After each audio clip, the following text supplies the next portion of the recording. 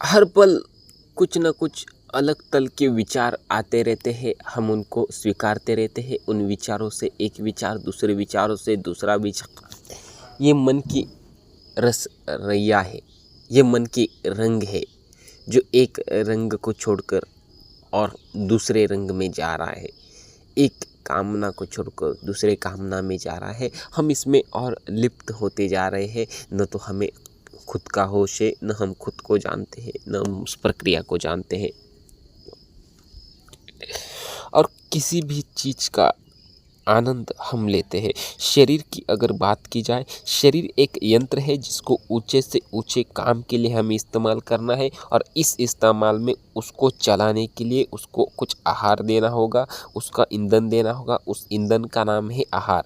पर हम अपनी कामना के चलते, अपने सूनेपन के चलते, अपने तड़प के चलते उसको मिटाने की कोशिश में हर एक बात से हम आनंद पाने की कोशिश करते हैं, जो कि हम आहार को भी खाते हैं। हम अलग अलग स्वादिष्ट आहार बनाते हैं और उसी में ही लिप्त रहते हैं। एक आहार से दूसरा आहार, दूसरे से तीसरा आहार, एक बड़ी श्रृंखला है जो चलती ही रह रही है। हम न तो इस प्रक्रिया को समझने की कोशिश कर रहे हैं। और आहार जब मैं बोलूँ तो इसमें बस आहार ही नहीं आता, आहार जैसे कई उपक्रम है। जैसे आँख से हम बाहर की दुनिया में मनोरंजन ढूंढते हैं, मुंह से हम कुछ ढूंढते हैं। कला के तौर पर बात अलग है, पर जब उसको हम इतने लिप्तता से देखते हैं तो वही एक प्रक्रिया बन जाती है। उसी प्रक्रिया का नाम दुख है। तो व्यक्ति अगर एक तल से देखो तो संसार में सुख ढूंढ रहा है हर एक विषय के माध्यम से, जो उसे और बेचैन कर रहा है।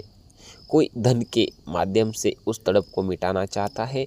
पर हमें इस बात को समझना होगा, हमें जब तक खुद की समझ नहीं होगी तब तक हम इसको नहीं समझ पाएंगे।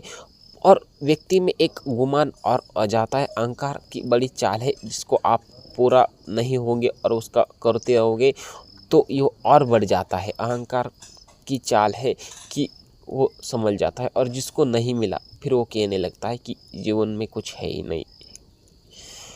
जिन्होंने जाना है उन्होंने आपको बताया है कि एक अलग जीवन हो सकता है, एक ऊंचा जीवन हो सकता है, और उस ऊंचे जीवन को जीने के लिए हमें खुद को झोंकना होगा सही लक्ष्य में। सही लक्ष्य को खुद को समझना होगा। और वेदांत उपनिषद काफ़ी ऐसी किताबें हैं जिनमें लगभग सही ज्ञान हमें दे दिया है, और उसको अगर हम समझते हैं तो निश्चित हमारा कुछ ना कुछ भला हो सकता है। उम्मीद करता हूँ कि एक आग आपको भी लगी होगी। आचार्य